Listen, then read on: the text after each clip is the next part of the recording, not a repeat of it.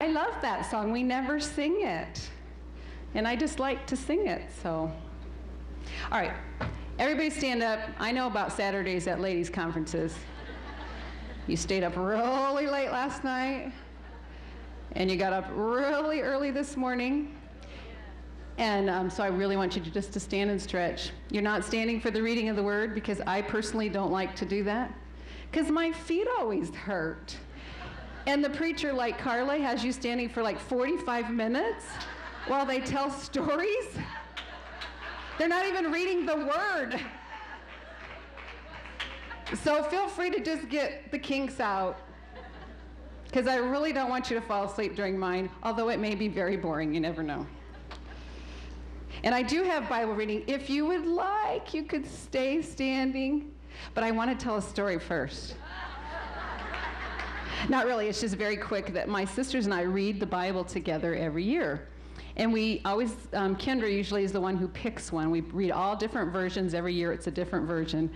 And the Bible reading that I have today is actually hit me one morning while I was reading my daily Bible reading, and the light went on, which doesn't happen for me very often. I mean, really, what do you get out of the bagats? Anyway, this is not the bagats. This is Judges chapter 6. And I'm going to read 1, 2, 3, 4, 5, 6 verses.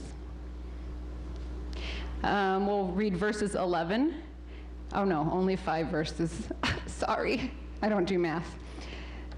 Verses 11 and 12, and verses 14, 15, and 16.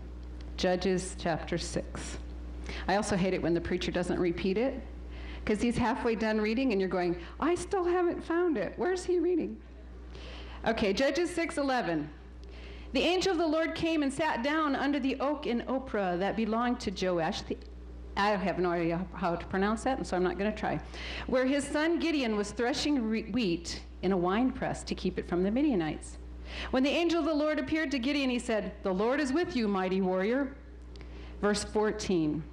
The Lord turned to him and said, Go in the strength you have and save Israel out of Midian's hand. Am I not sending you?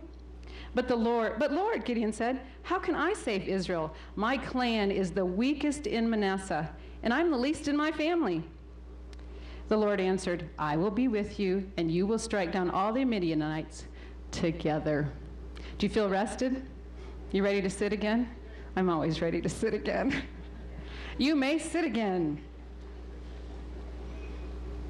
Okay, I'm not really going to spend a whole lot of time talking about the Gideon story. I'm guessing that maybe 95% of you remember it from Sunday school, and those of you who don't can read it. But I will tell you that it's the story of when the Israelites needed somebody to lead them against the Midianites, and God picked Gideon. And so Gideon led them out, and it was really a miraculous win against him, and the bad guys all died, and the good guys won. The end. But while I was reading it during my Bible reading that morning, I saw verse 16 when God had said to 15, God had said to Gideon, all right, go, Gideon. I want you to lead these guys out. Gideon goes, excuse me? You're talking about me? I'm the least in my family, and my family's not even big. Our last name is not Urshan or Pugh or something. I'm just Gideon. We're just this weak little clan in Manasseh. And of all the people in my family, you pick me? Now that hit me because every family that has more than one kid has a totem pole. And there's the kid who's at the top. And then there's the kid who's at the bottom. And it's not that, you're bad or anything, but you know where you fall in the scheme of things. And so I'm reading this and I thought, whoa, God was using the peon, the little shot, instead of the big shot. And so I'm going to talk to you today about looking at yourselves through the right eyes. Because Gideon said, This is how Gideon saw himself. Me? Not only am I the weakest, but my family's not even big. And all I am is a worker. I thresh wheat for a living. I am certainly not like a big prophet preacher kind of guy. I'm just the worker. And then there are other people looked at Gideon the same way. They didn't see him as anything special. Verse 29 says, they asked each other, who did this? When they carefully investigated, they were told, Gideon, son of Joash, did this. So they saw Gideon as a member of that family. He was Joash's kid. I can totally relate. One of them Gordon sisters, brother Gordon, sister Gordon's, one of their kids, one of them girls. It was never like, I'm always shocked when people know that I'm Karen. And if they actually know my last name, Hemis, I'm really shocked because, most people know us as one of the Gordon sisters, and that's fine. I don't have to be Karen Hemis. But when somebody actually pays enough attention to know what our last names are, that shocks me. So people saw Gideon as just one of those people in that family. But guess how God saw Gideon? Verse 12. I purposely didn't talk about this real strongly when I read it the first time. And the angel of the Lord appeared to him and said unto him, the Lord is with thee, thou mighty man of valor. He's going, the mighty man of valor? Now, what I tend to do with people, Kathy just got her progressives. Mine are trifocals. I love them. I've had them for years. I totally embrace my aging eyes. I love the fact that I can see the preacher and the Bible without taking the glasses on. Where was I going with that? God. I forget where I was going with that. I really had a reason for saying that. God saw Gideon as a mighty, I know where I was going. When people say things like that to me, I say, do you need to borrow the trifocals? Because obviously you're looking at the wrong one. I'm certainly not that one. I am not thou mighty woman of valor, which is also mighty warrior. That's another version. I love all those different versions because you can pick the one you like the best. And so God saw him as a mighty warrior. He saw himself as a working stiff, just a little guy going off to work every day. So after God used Gideon, chapter 8, verse 18, other people saw him completely different. They no longer just saw him as Gideon, the son of Joash. Then he asked Zebah and Zalmunna, who would name their kid something like that? These Bible names. Then he asked Gideon and Zalmunna, what kind of men did you kill at Tabor? Men like you, they answered, each one with the bearing of a prince. Suddenly, he was no longer just that guy, that worker guy, that member of the family. He was now, guys that look like you look like a prince. This whole thing was so interesting to me because it was all just about the eyesight, how they looked at him, how he looked at himself, how God looked at him. After God used Gideon, after people started seeing him in a different eyes, then he became the big shot. He was the judge over Israel. Chapter 8 talks all about his exploits and the great things he did. So Gideon's story really made me begin to think about my own. And as you guys have discovered, I am surrounded by amazing sisters. They are amazing. Each one of them has awesome strengths of their own, and you've gotten to know some of them. Now, Kathy, the one who was here before, she is in her everyday job. She's a human resources manager for Lockheed Martin. And she taught herself to play the piano. And she is a wonderfully loving woman. I mean, she loves people that, well, I won't go there. But I just look at her and I think she's amazing. Then there's Carla. She mentioned this last night a little bit. She runs a construction company Since Ricardo ran off, he didn't do the company anymore, so she took over the company, which she did a lot of work from it before. She goes out every day and tells big, muscly men what to do. Kind of cool, huh? She wears baseball caps. She has a pink one to match her pink shirt and the purple one to match the purple shirt. And she drives a big truck that's full of bricks in the back. And she drives it out, and then she goes and do you carry a clipboard too? Like when you do estimates? You know, she'll go to look at the job. They do masonry, and, you know, she makes estimates and deals with the customers. Now, that's what she does in the daytime. You saw what she does in the nighttime. She is a preacher. She's amazing. And on our CDs, Carla has written the first 2 CDs. She wrote half of the songs on each of the first 2 CDs, and the third one, she wrote 5 of the songs. She's a songwriter. And when we were little, Kathy, Carla, and I were all born within 2 years and 9 months. Kathy's the oldest, and then Carla, I was due on her first birthday. My poor mother. My dad thought it was funny. So the 3 of us were raised very closely together. They treated us, not in a bad way, but we were sort of the girls, the older girls, and we, you know, did stuff all together. Well, Kathy was so interested in boys. She had like 47 boyfriends. And I had lots of guy friends, and then I had Mark, my sweetheart, who was my sweetheart from the time I was young. Carla was too spiritual for all that. Kathy and I would be saying, "Ooh, what are you going to wear to the youth rally?" And Carla would be saying, "We need to pray."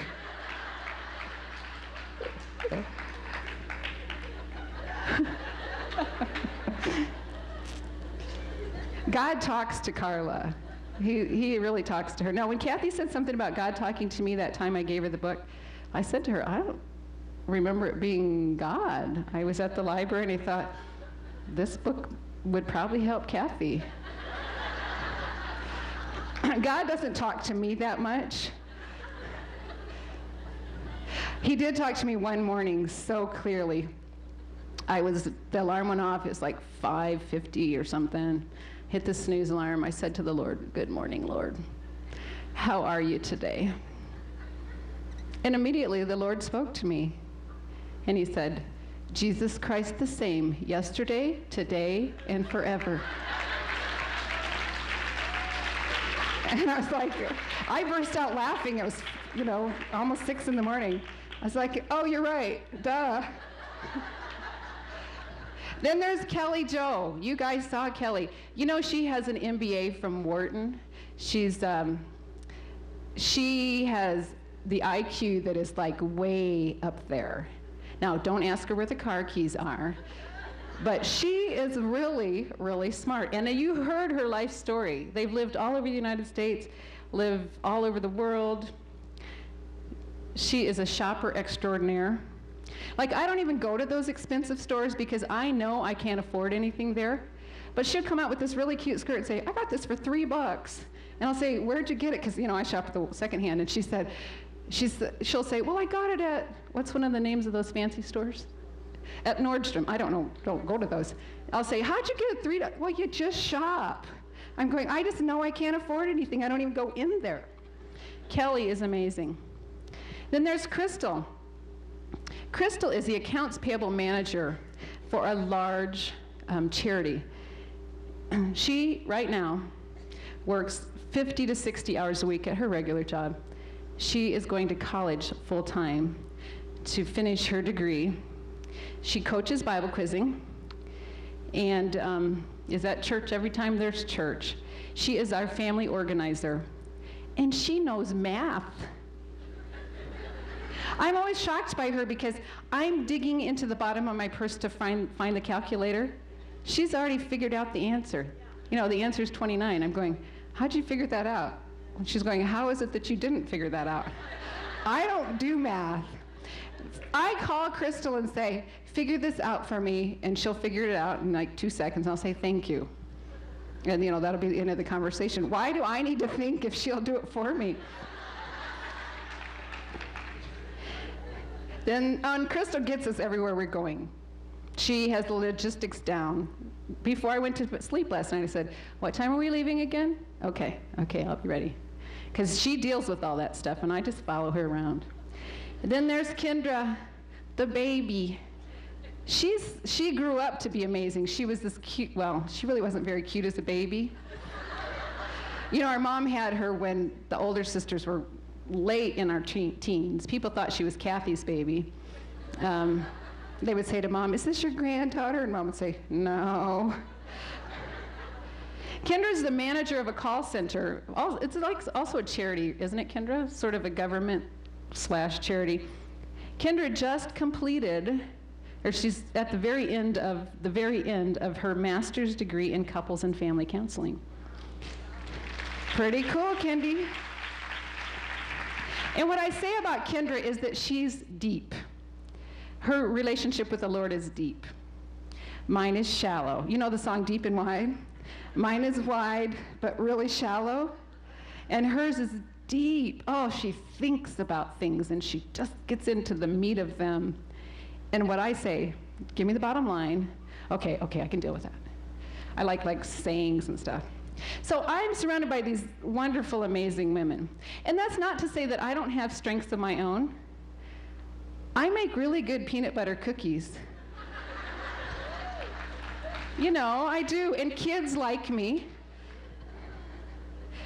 But I was the one that got the crazy frizzy hair that no matter how much I paste it down, it kinks back up again. And now that I get these cool gray ones, they just sort of, well, actually, they don't do that. They kind of go off to the side. And for some reason, people laugh when I talk. I don't really understand that, but they do. But how does God use something like that? Like when I need to know what God wants, I'll talk to one of the sisters. What do you think God's saying here? Because, God says things to me like Jesus Christ the same yesterday, today, and forever. The sisters recently started talking about the song that's on their heart when they wake up in the morning. So I was like, do I have a song on my heart when I wake up in the morning? The only thing I'm ever thinking about is I have to get to the bathroom. So so the other day, I decided I need to pay attention. So I paid attention. And one morning I did have a song on my heart. Now let me just say this. I don't know where this song came from, because I don't listen to the Rolling Stones. But the song that I was humming was I Can't Get No Satisfaction. I don't know that song except that one line. And that's what I was humming. And the sisters are like, I was humming, trust in God and all these deep songs. So I married my childhood sweetheart, and I was having a really happy life. And my thought in life was that I would grow old with Mark, and after our kids finally grew up and got on their own, and we would rock together in our rocking chairs on the front porch. That was my sort of dream for retirement. Not that we have rocking chairs or a front porch, but I just thought that sounded cool. And 2000, it was a wild year for us. Carly, our oldest daughter, got married. We have Carly, Dana, and Destiny. And we had one every 5 years. So when Destiny was 5 years old, we had figured it out. So we didn't have another one at that point. But every 5 years, we had a daughter. And so this year was kind of an interesting year because the kids were at the point in our lives where I didn't have to put them in the shower and then get my hair all frizzed out while I was washing them off. You could kind of just say, go take a shower. And they took care of it all by themselves. It was a great moment for us. It was really great. And I was thinking, we're going to have some time to do stuff finally. So one Saturday morning, our family we were all getting ready to go places, and we were standing around the sink, the bathroom sink. When you come from a big family like mine, you all use the sink together. I know some of you have your own bathroom and your own sink. So we're all just brushing our teeth, and I said to Mark, so what are you doing today? And Mark said, I have some errands to run. And I knew I was taking the girls to the Bible quiz tournament at the church. It was state finals day. And so I was like, okay, see you this afternoon. So that afternoon, we get home from state finals, and everything that Mark owned was gone from my house. Now, this was 2 weeks after Carla's husband left her. That Mark obviously saw, oh, you can do that, and he got the same idea. And that was not in my life plan, not at all. I mean, who wouldn't love me? He'd loved me my whole life. I didn't have any identity in my life that wasn't related to Mark. He had been my sweetheart since I was 13 years old. Carla and I, you heard her story. We went through very, very, very sad time together. Now, as you have gotten to know me a little bit, I'm not the sad type of person. I'm just sort of well, I already told you all about who I am. I wasn't prepared for that. It wasn't in my life plan. I'm so shallow with my life that I make a plan for myself and then I follow it every day, because otherwise I don't know what to do. And so when Mark left, that wasn't part of my plan. I didn't really know what to do with that. So I lived my life on the saying that I had always lived. And that is, when you don't know what to do, do what you know. I told this to the ladies yesterday in my session with the divorced and widows. I said, that night there was a banquet for the quizzers. I just gathered my daughters, the 2 daughters that were still with me, 13 and 17 at the time, and we went back to the church that night. And the next day, we got up. It was Sunday. We went to church the next day. Sunday night, we were in the prayer room, went to church after the prayer room time. We were there on Monday night prayer. We were back at Wednesday. I didn't know what else to do. I didn't have a plan. I just knew that you have to hold on to God and put one step in front of the other. I did stiffen my back and say, I'm not going to let what somebody does to me take away my salvation and my life and my joy and my family and my children. You know, there's a lot of things that happen to you when a husband leaves that you have no control over. It was 2 years later, we were dancing around the kitchen to Christmas music in April, because I'm a Christmas music fan. I like it all the time. Although I had to come up with a deal with Destiny and Dana because they got sick of Christmas music in April. And so until they got married, I promised them that I would only listen to Christmas music on the 25th of every month. So I stuck it on my computer, and in the morning I'd turn the computer on and it would ping and it would say, Christmas Music Day, and I'd be like, yes! And I'd pull out all the CDs. So that day we were listening to the Michael W. Smith Christmas music I have, and we were sort of dancing around the kitchen. And the doorbell rang, and there was a man at my door with this big, fat envelope. And he said, are you Karen Hemmis? And I said, I sure am. And he said, I have something to deliver to you. And he served me with divorce papers. I didn't know anything about divorce, never thought about divorce. I'm not a deep thinker. I didn't have any idea there was any problem. Mark didn't say anything to me. I have since found out that he was really going through struggles and pain in his life. He told me later, but I didn't know anything about that. So it was like, well, let me stop and say that when tragedy hits somebody, and those of you who have had some sort of tragedy in your life, you probably glommed onto something that was so minute because the big thing was too big to think about. When my dad had a heart attack like 10 years ago, Mom kept saying, I'll have to cook again. Because she couldn't really think about the fact that he'd had a heart attack. My Aunt Marie, when her husband died, she thought, I'll have to pump my own gas. Because it was too big to think about that her husband had just died. So when Mark left, I said, I need a pair of shoes. And I didn't need like these fancy heely things. I needed some everyday shoes that I could wear because the ones I had were all raggedy and falling apart. And I just had a little job. You know, I did 8 to 10 hours a week while the kids were in school. It was just enough so we could go to eat at the restaurant on Sundays. And at youth convention, we could actually send our kids to youth convention without sitting them outside door to door raising money. So my job was a little job. I thought, I have no idea how I'm going to feed these girls. And I need shoes. I won't even have money to buy these shoes I need.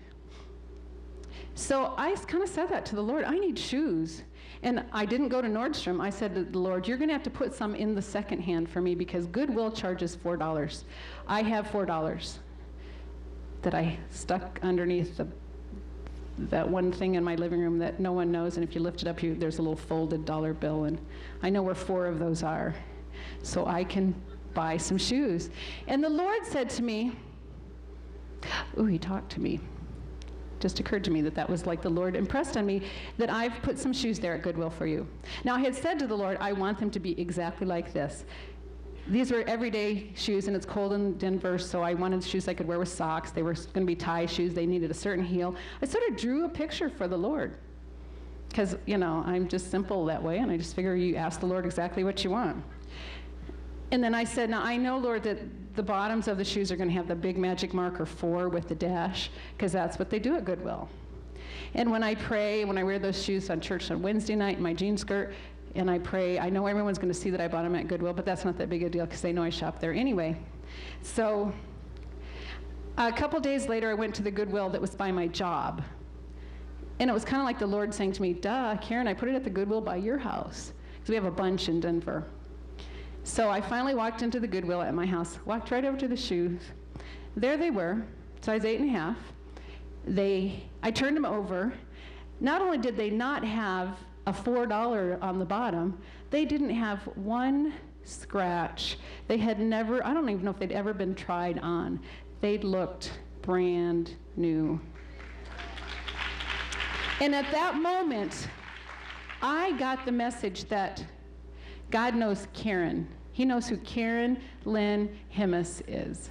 Not just Karen, the Gordon sister, one of the Gordon sisters. Not just Karen, the one who goes to that church. Not just Karen, the one who's the PTO volunteer at the school. But he knows Karen. He put that pair of shoes in there just for me. I probably will never throw them away. They're really worn out now, but I probably never throw them away. Oh my goodness, I'm past the time. 3 weeks after Mark left, I got a request to write a column, an advice column.